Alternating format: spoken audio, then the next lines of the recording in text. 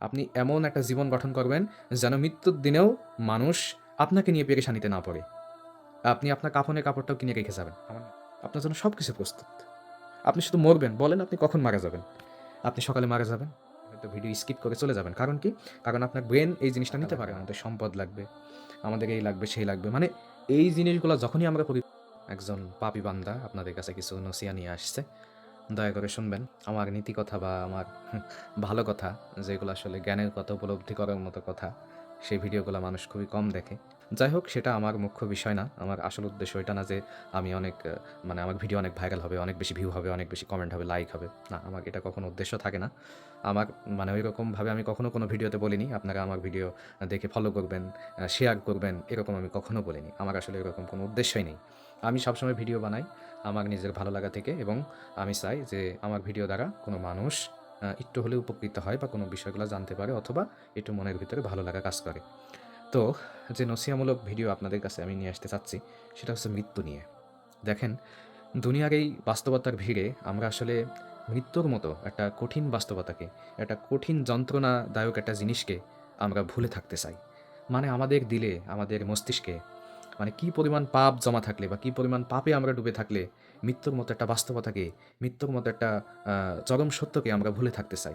দেখেন, এই যে মৃত্যুর কথা বলতেছি, অনেকে হয়তো ভিডিও স্কিপ করে চলে যাবেন। কারণ কি? কারণ আপনার ব্রেন এই জিনিসটা নিতে পারে না। কেন ভাই? কি দরকার ভাই? লাইফ আছে, ভালো আছি, রিল্যাক্সে আছি। এর ভিতরে আবার ভাই মৃত্যু-টিত্যু, পরকাল, আখিরাত এগুলা নিয়ে আসছি। ঠিক না? মানে ব্রেন ঠিক এই বিষয়গুলা অনুধাবন করে এই বিষয়গুলা ঠিকভাবে সুন্দরভাবে স্কিপ করতে চায়। কিন্তু আসলে কি আমাদের এরকম করা উচিত ভাই? বলেন। এরকম করা উচিত না। জীবনটা কয়দিনের? একটুখানি ভাবেন। আমিও তাই। আমিও যে খুব ভালো আল্লাহর ওলি তা কিন্তু না ভাই। আমিও আপনার মতনই একটা মানুষ। তো আমিও চাই আমার এই কথার দ্বারা আল্লাহ তাআলা আমাকেও হেদায়েত করুক, আপনাদেরকেও হেদায়েত করুক। সর্বোপরি আমি আমার হেদায়েত কামনা করি। আর যে বিষয়টা বলতে চাচ্ছিলাম সেটা হচ্ছে মৃত্যু নিয়ে আমাদের ভাবতে হবে। আমরা জীবনকে জীবনকে, আমাদের জীবনের পরিকল্পনাকে আমরা যদি ইসলাম দিয়ে সাজাই, আমরা যদি দিনকে আগে রেখে সাজাই, তাহলে কিন্তু আমাদের জীবনটা কিন্তু ওই কেন্দ্রিকভাবেই গোছাবে। কিন্তু আমরা আমাদের জীবনটাকে আগেই দুনিয়া দিয়ে সাজানোর চেষ্টা করি। আমাদের ক্ষমতা লাগবে, আমাদের টাকা লাগবে, আমাদের সম্পদ লাগবে, আমাদের এই লাগবে, সেই লাগবে। মানে এই জিনিসগুলা যখনই আমরা পরিকল্পনা করব, তখনও কিন্তু দুনিয়া আমার আগে চলে আসবে। কিন্তু যখনই আমি পরকালের কথা ভাববো, যখনই আমি আখিরাতের কথা ভাববো, যখনই আমি মৃত্যুর কথা ভাববো, তখন কিন্তু এই জিনিসগুলা আস্তে, আস্তে সংকুচিত হয়ে আসবে। এবং আমি চাবো যে আমার জীবনটা যেন একটা ওই কেন্দ্রিকভাবে তৈরি হয়, আখিরাতকে কেন্দ্র করে তৈরি হয়। কিন্তু আমাদের দুনিয়াতে আমরা শুধু মুসলমানরাই মানে এমনভাবে আমাদের পরিকল্পনা তৈরি করি, আমাদের পরিকল্পনা শুধু দুনিয়ামুখী। আমাদেরকে টাকার মালিক হইতে হবে, অনেক টাকার মালিক হইতে হবে, সম্পদের মালিক হইতে হবে। মানে এই চিন্তা, এই ফিকির নিয়েই আমরা সবসময় থাকি। কিন্তু আমাদের যেটা মারা যেতে হবে, আমাদের মানে একটা এই জীবন শেষ করার পরে পরের একটা জীবন আছে, এই জীবন নিয়ে আমরা কিন্তু উদাসীন, এই জীবন নিয়ে কিন্তু আমরা কখনোই ভাবি না। আমিও তাই। আমি আবারও বলছি, আমি যে খুব ভালো মানুষ, খুব আল্লাহর ওলি, খুব ঈমানদার ব্যক্তি, তা কিন্তু না ভাই। আমি বারবার বলছি, আমি আমার কথার দ্বারাই আমি নিজেই আগে হেদায়েতপ্রাপ্ত হতে চাই। এই যে আমি মুখে বলছি, এই যে আমার কান দুটো খোলা আছে, এই মুখের কথাই কিন্তু আমার কানে আসছে। আমি নিজেও শুনতেছি ভাই। কাপড় কিনে আলমারি বোঝাই করতেছি। কিন্তু এখন পর্যন্ত কি কাফনের কাপড়টা কিনে রেখেছেন? যেটা আপনার শেষ পোশাক হবে। কাফনের কাপড় কিনে রেখেছেন ভাই? ওটা তো আপনার আগে দরকার। ঠিক না? মৃত্যুর দিনেও যদি মানুষ আপনার ওই কাফনের কাপড় কেনার জন্য বিচলিত অবস্থায় থাকে, যদি সবাই পাগলপ্রায় হয়ে যায়, এ দেবে, সে দেবে, অমুক ভাই দেবে, তমুক ভাই দেবে, তাহলে তো হইল না ভাই। আপনি এমন একটা জীবন গঠন করবেন যেন মৃত্যুর দিনেও মানুষ আপনাকে নিয়ে পেরেশানিতে না পড়ে। আপনি আপনার কাফনের কাপড়টাও কিনে রেখে যাবেন। আমার নিয়ত আছে ইনশাআল্লাহ। আর আমরা কি ভাবি? আমরা সম্পদ নিয়ে ভাবি। সম্পদ করতে হবে, গাড়ি বানাইতে হবে, বাড়ি বানাইতে হবে। না, যেগুলোর প্রয়োজন আছে সেগুলো অবশ্যই করতে হবে। বাট আমরা কি করি ভাই? আমরা একটু মানে বেশি এক্সপেনসিভ করতে চাই। মানে আমাদের জীবনটাকে বেশি একটু ঢেলে সাজাতে চাই। এই ঢেলে সাজাইতে গিয়েই কিন্তু আমাদের জীবনটা কিন্তু দুনিয়ামুখী হয়ে যায়।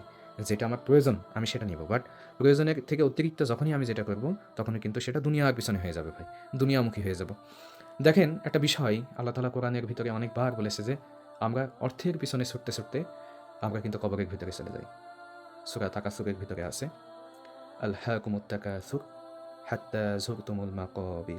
আমরা অর্থের পিছনে ছুটতে, ছুটতে কবরের ভিতরে চলে যাই। এটা আল্লাহ তাআলার কথা ভাই, আমার কথা না। আল্লাহ তাআলা এই কথা বলতেছে। আমরা অর্থের পিছনে ছুটতে, ছুটতে, সম্পদের পিছনে ছুটতে, ছুটতে আমরা কবরে চলে যাই। আমাদের কিছুই বলার থাকে না। আমাদের কিছুই করার থাকে না। একবার ভাবেন ভাই, আমি আপনি কোন অবস্থাতে মৃত্যুবরণ করব? একটু, একটু ভাবেন। কোন অবস্থাতে মৃত্যুবরণ করব? আমাদের মৃত্যুর জন্য কি প্রস্তুতি আছে? আমাদের মৃত্যুর জন্য কি কোনো প্রস্তুতি আছে? আমাদের বাড়ি করার জন্য, গাড়ি করার জন্য, পাপ করার জন্য, অন্যান্য বিষয় আদি করার জন্য আমাদের অনেক প্রস্তুতি থাকে। কিন্তু মৃত্যুর জন্য আমাদের কী প্রস্তুতি থাকে? হ্যাঁ, মৃত্যুর জন্য আবার কী প্রস্তুতি লাগবে? আমি তো সবসময় প্রস্তুত। না ভাই, কথাটা আসলে আপনি যতটা সহজে বলছেন, আসলে এতটা সহজ না। আপনি যতটা ইজিলি ভাবে বলছেন, বিষয়টা এত ইজিলি না। মৃত্যু এত সহজ জিনিস না। এই শেষ জিনিসের জন্য আমাদের সবসময় প্রস্তুত থাকা উচিত। মৃত্যুর মতো জিনিসকে যদি আমরা সবসময় আমাদের ভিতরে লালন করি, ধারণ করি, আমরা গুনাহ থেকে বেঁচে থাকতে পারবো। কিন্তু এই যে আমাদের নফস, আমাদের কন্ট্রোল প্যানেল, এটা শয়তানের হাতে থাকে। যার কারণে আমরা আসলে মৃত্যু নামক একটা বাস্তবতাকে ভুলে থাকতে চাই। মৃত্যু নামক একটা মানে যেটা আমাদের জীবনে আসবেই, সেই জিনিসটাকে আমরা ভুলে থাকতে চাই। এটা আমাদের শয়তানে করায় ভাই। কিন্তু যদি আমরা মৃত্যুকে কেন্দ্র করে আমাদের জীবনকে সাজাই, আমাদের জীবনের সব স্বাদ নষ্ট হয়ে যাবে। আমাদের আর এত কিছু ভালো লাগবে না। আসলে আমাদের এই একটু আসা উচিত। আমাদের জীবনটাকে নিয়ে একটু ভাবা উচিত। আমরা কিসের পিছনে ছুটছি, কার পিছনে ছুটছি, কোথায় যাচ্ছি, কিভাবে কি করতেছি? আমাদের জীবনটা এত অবহেলায়, এত গাফেলভাবে কেটে যাবে। আমরা এইভাবেই এমন করতে, করতে মারা যাবো। আমাদের মৃত্যুটা কেন একটু অন্যরকম হবে না? আমাদের মৃত্যুটা কেন একটু ভালো হবে না? আমরা এইগুলা নিয়ে কিন্তু কোনো সময় ফিকির করি না। আমি নিজেও তাই। তো আসলে ভাই আমাদের এইগুলা নিয়ে ভাবা উচিত। আমাদের জীবনে আমরা সবকিছু ফেলে দিয়ে যাবো।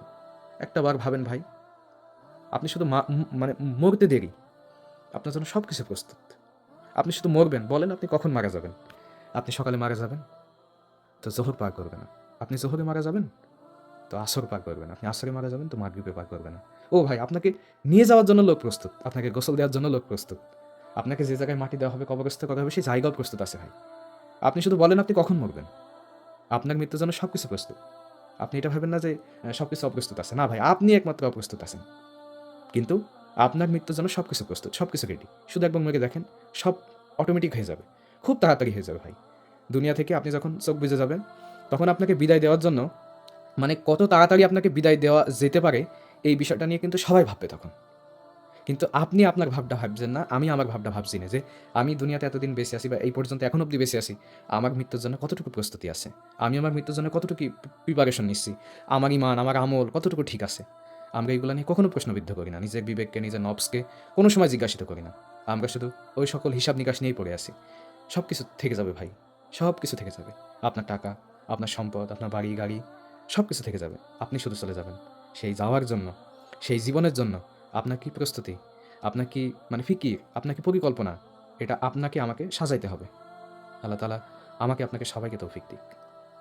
আসসালামু আলাইকুম ওয়া রাহমাতুল্লাহ।